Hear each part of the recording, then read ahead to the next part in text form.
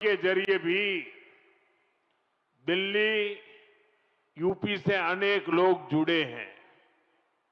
मैं सभी का अभिनंदन करता हूं। सबसे पहले तो मैं आप सबकी क्षमा चाहता हूं।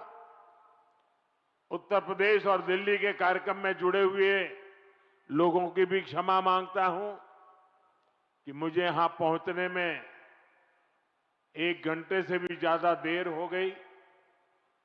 सब स्थान पर लंबे समय तक आप सबको इंतजार करना पड़ा और कारण यही था, मैं निकला तो समय पर था, लेकिन करीब करीब 12 किलोमीटर का रोड शो काली मंदिर से लेकर के यहां तक, इतना उत्साह, इतना उमंग कि मेरे लिए तेज गति से गाड़ी चलाना बड़ा मुश्किल हो गया। तो धीरे धीरे लोगों को प्रणाम करते करते, जनता जनार्दन के आशीर्वाद लेते लेते यहां पहुंचने में मुझे 1 घंटे से भी ज्यादा देर हो गई और इसके लिए मैं आपकी क्षमा मांगता हूं। और ऐसी धूप में 12 किलोमीटर ये जन सैलाब, ये उत्तराखंड का प्यार, माताओं बहनों का आशीर्वाद, मैं आज उत्तराखंड से एक नई ऊर्जा लेकर के जाऊंगा, नई प्रेरणा लेकर के जाऊंगा और मैं इसके लिए हर किसी का हृदय से आभार व्यक्त करता हूं। साथियों, आज देश में पर्व त्योहार की उमंग है। विभिन्न विश्वों में नववर्ष का आगमन हुआ है। मैं देशवासियों को बैसाखी, बोहाग बिहू और पुथांडु की शुभकामनाएं देता हूं। साथियों, अगले कुछ ही दिनों में यमुनोत्री, गंगोत्री, बाबा केदारनाथ, बद्रीनाथ धाम की यात्रा भी शुरू होने जा रही है। इस पवित्र समय का देश के कोटि कोटि आस्थावान श्रद्धा भाव से इंतजार करते हैं। मैं पंच बद्री, पंच केदार, पंच प्रयाग और यहां के आराध्य देवों को श्रद्धापूर्वक प्रणाम करता हूं। मैं संतला माता को भी नमन करता हूं।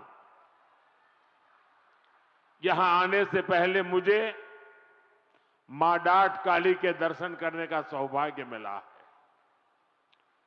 देहरादून शहर पर मां डाट काली की बड़ी कृपा है। दिल्ली देहरादून इकोनॉमिक कॉरिडोर के इतने बड़े प्रोजेक्ट्स को पूरा करने में माता डाट काली का आशीर्वाद बहुत बड़ी शक्ति रहा है। साथियों, उत्तराखंड राज्य अपनी स्थापना के 25 वर्ष पूरा करने के साथ ही 26वें वर्ष में प्रवेश कर चुका है। आज दिल्ली देहरादून एक्सप्रेसवे के उद्घाटन के साथ इस प्रगति में एक और बड़ी उपलब्धि जुड़ी है।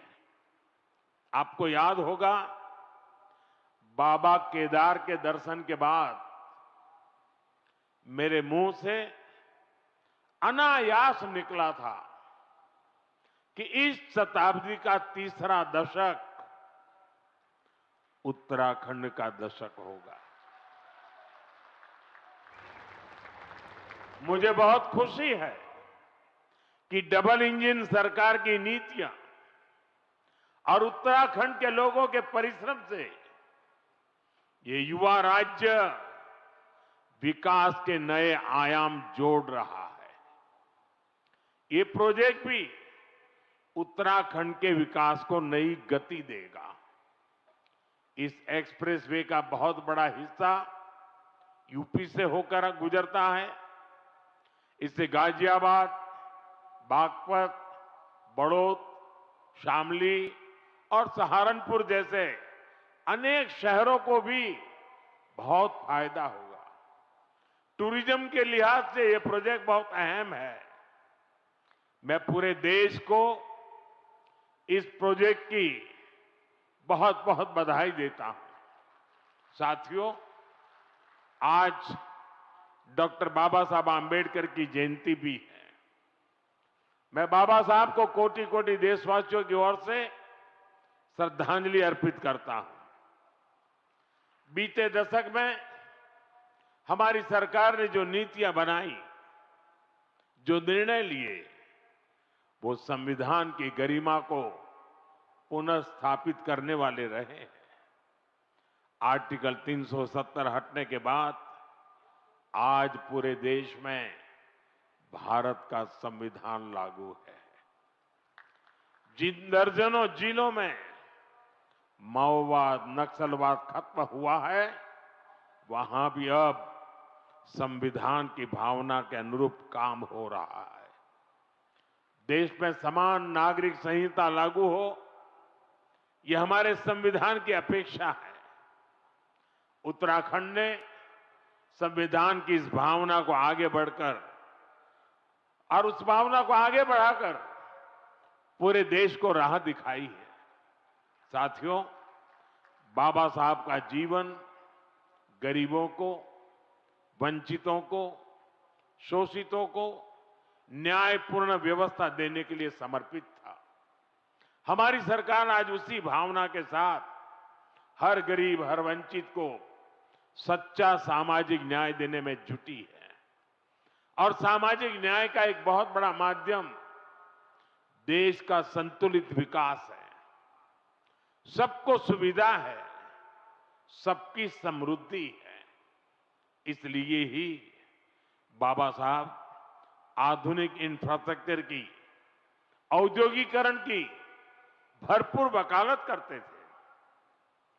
साथियों, भविष्य की दशा और दिशा क्या होगी, अक्सर लोग इसके लिए हाथ की रेखाओं को दिखाते हैं।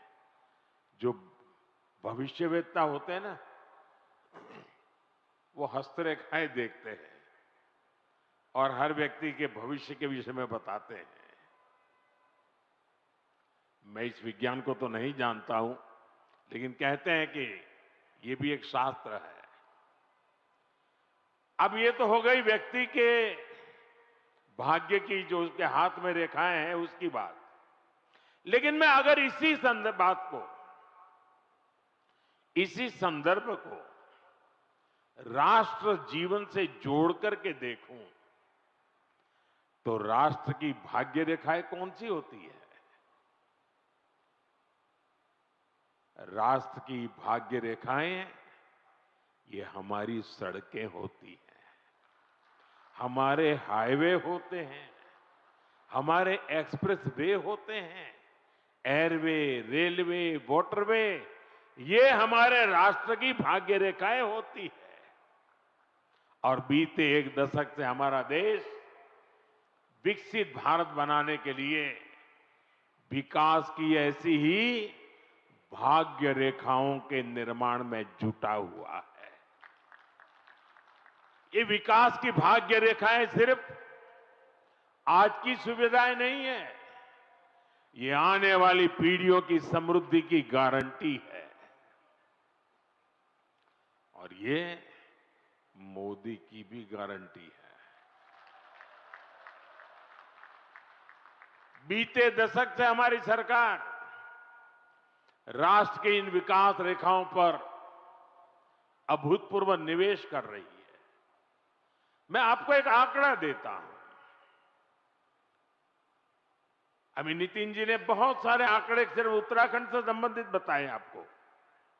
देखिए, साल 2014 तक ऐसे इंफ्रास्ट्रक्चर के लिए साल में पूरे देश में 2 लाख करोड़ रुपए भी खर्च नहीं होते थे। ये मैं पूरे हिंदुस्तान की बात बताता हूं। 2 लाख करोड़ भी नहीं होते थे। आज ये 6 गुना अधिक 12 लाख करोड़ रुपए से भी ज्यादा हो चुका है। यहां उत्तराखंड में ही 2.25 लाख करोड़ रुपए से अधिक के इंफ्रास्ट्रक्चर प्रोजेक्ट पर काम जारी है। 2014 के पहले पूरे देश के लिए 2 लाख करोड़, आज अकेले उत्तराखंड के लिए 2.25 लाख करोड़ रुपया। कभी उत्तराखंड के गांव में सड़क के इंतजार में पीढ़ियां बदल जाती थी। आज डबल इंजन सरकार के प्रयासों से अब सड़क गांव तक पहुंच रही है। जो गांव पहले वीरान पड़ गए थे वो फिर से जीवंत हो रहे हैं। 4 धाम महामार्ग परियोजना हो, रेल परियोजनाओं का विस्तार हो, केदारनाथ और हेमकुंड साहिब रोपवे हो, विकास की ये रेखाएं इस क्षेत्र के कोने कोने में जीवन की भी भाग्य रेखाएं बन रही है। साथियों, 21वीं सदी का भारत आज जिस स्पीड और जिस स्केल पर काम कर रहा है उसकी पूरी दुनिया चर्चा कर रही है।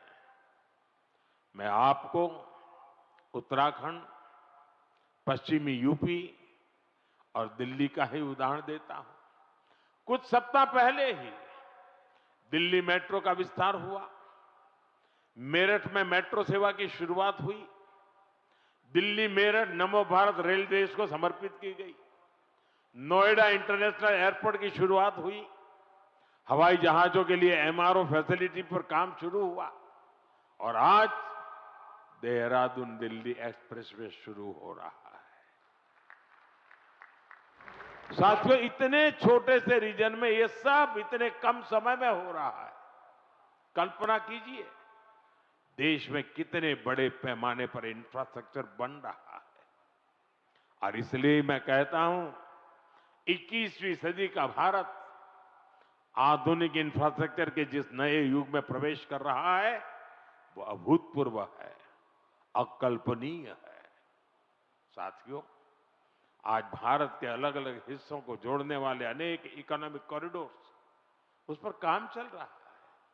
जैसे Delhi Mumbai industrial corridor, Bengaluru Mumbai industrial corridor, east coast economic corridor, Amritsar Kolkata industrial corridor, ऐसे बहुत से इकोनॉमिक कॉरिडोर देश में बनाए जा रहे हैं। इकोनॉमिक कॉरिडोर प्रगति के नए द्वार है, गेटवे हैं, डोर है और इनसे उम्मीदों की डोर भी जुड़ी हुई है।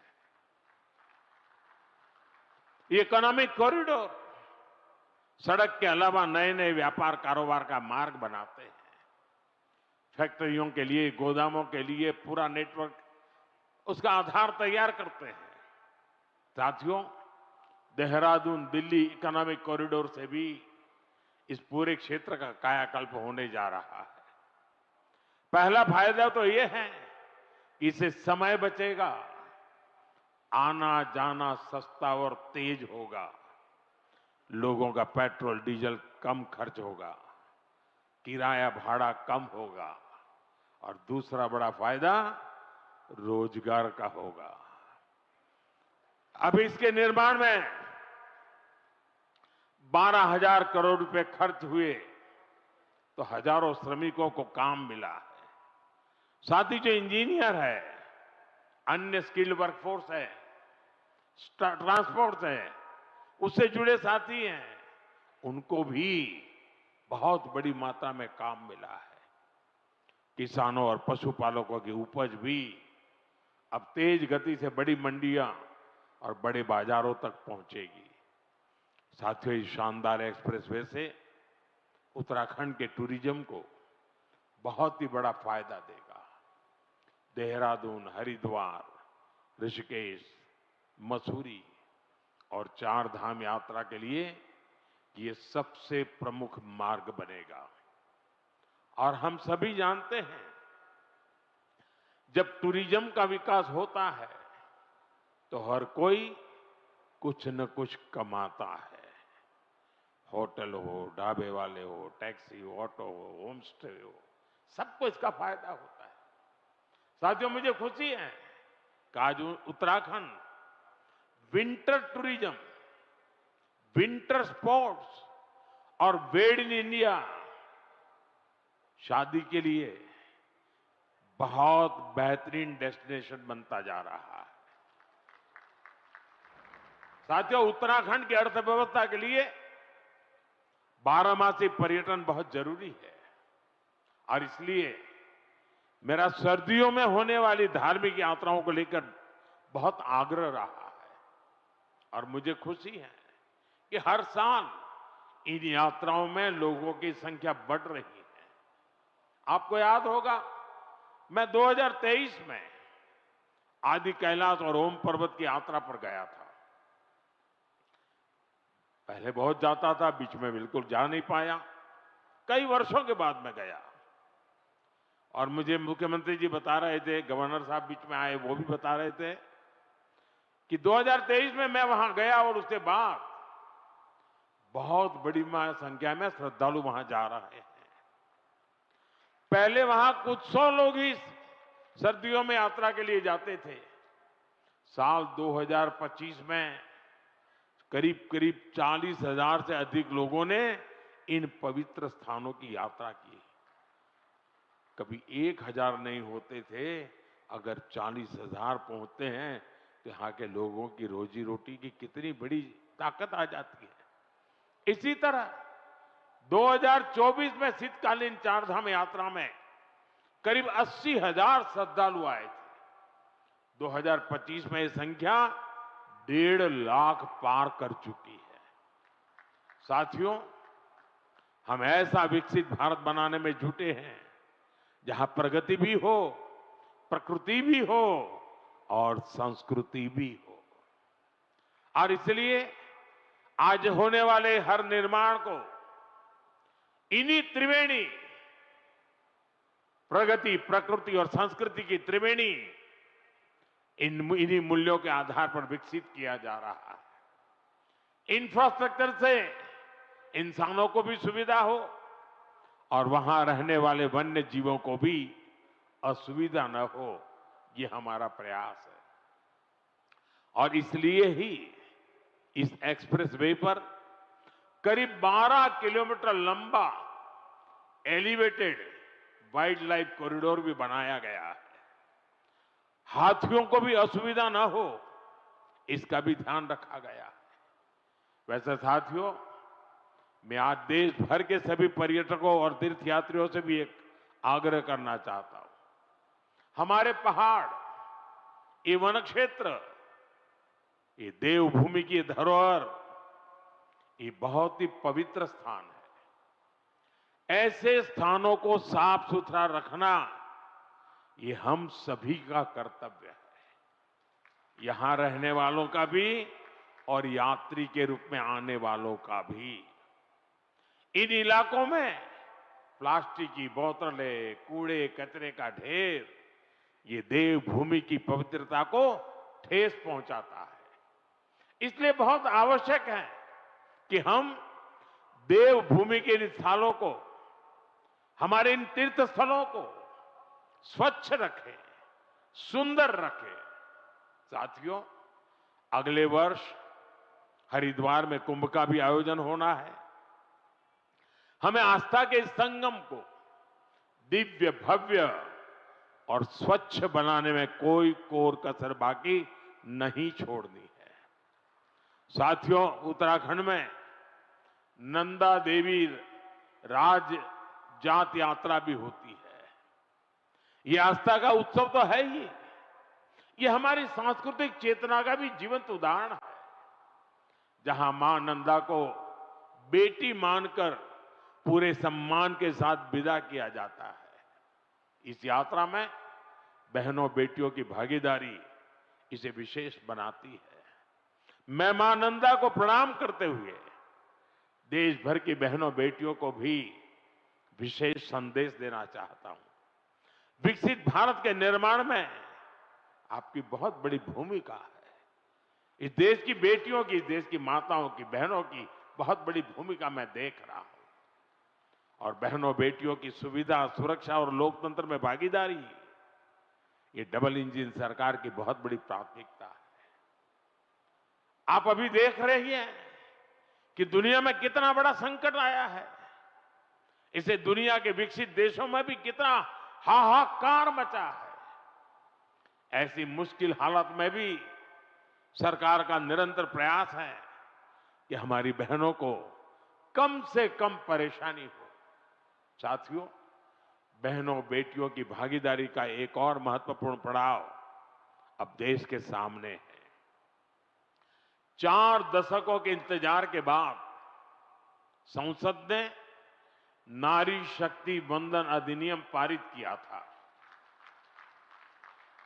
इससे विधानसभा और लोकसभा में महिलाओं के लिए 33% आरक्षण तय हो गया।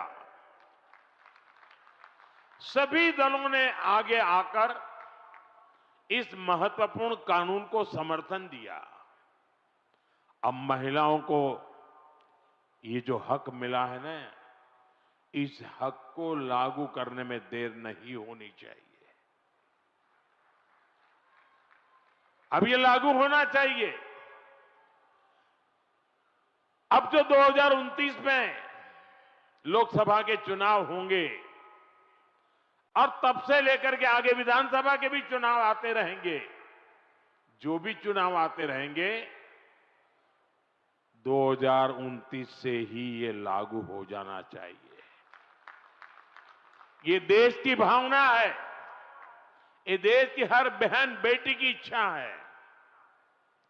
मातृशक्ति की इसी इच्छा को नमन करते हुए 16 अप्रैल से संसद में विशेष चर्चा तय की गई है। देश की बहनों बेटियों के हक से जुड़े इस काम को सभी राजनीतिक दल मिलकर के सर्वसम्मति से आगे बढ़ाएं, उसको पूरा करें।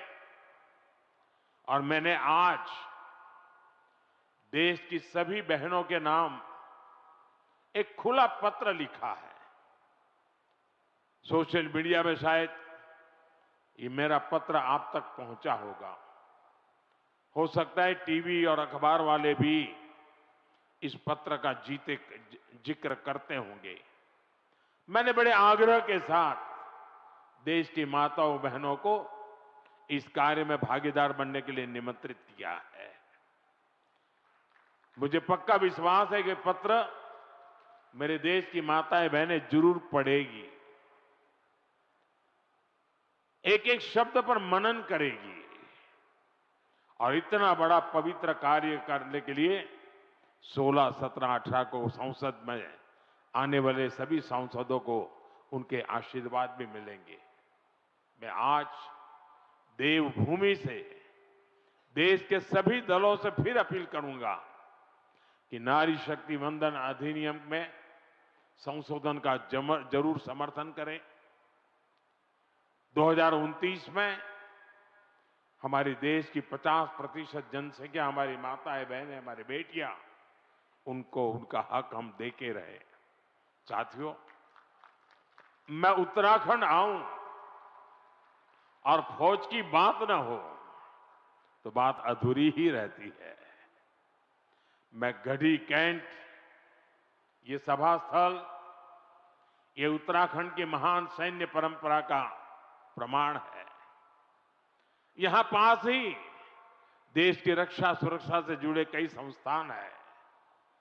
1962 की लड़ाई में शहीद जसवंत सिंह जी रावत जी के शौर्य को देश कभी भुला नहीं सकता।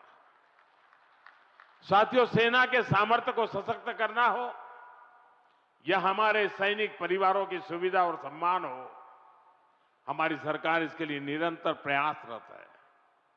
वन रैंक वन पेंशन के माध्यम से हमारी सरकार ने अब तक करीब 1.25 लाख करोड़ रुपए पूर्व फौजियों को उनके खाते में जमा कर दिए हैं। उत्तराखंड के भी हजारों परिवारों को इसका लाभ मिला है। इसके अलावा इस वर्ष पूर्व फौजियों के लिए हेल्थ स्कीम का बजट भी 36% बढ़ाया गया है। 70 वर्ष और इससे अधिक के एक्स सर्विसमैन के लिए दवाइयों की डोर स्टेप होम डिलीवरी भी शुरू की गई है। पूर्व फौजियों के बच्चों की एजुकेशन ग्रांट भी डबल की गई है और बेटियों के विवाह के लिए जो सहायता मिलती है उसको भी 50,000 से बढ़ाकर 1 लाख रुपए किया गया है। साथियों, देशभक्ति, देवभक्ति और प्रगति ऐसे हर आयाम को जोड़ते हुए हमें देश को विकसित बनाना है। एक बार फिर दिल्ली वासियों को, उत्तर प्रदेश वासियों को और एक प्रकार से देशवासियों को इस शानदार एक्सप्रेसवे की मैं बहुत बहुत शुभकामनाएं देता हूं। मेरे साथ बोलिए, भारत माता की, भारत माता की, वंदे वंदे वंदे वंदे वंदे वंदे वंदे।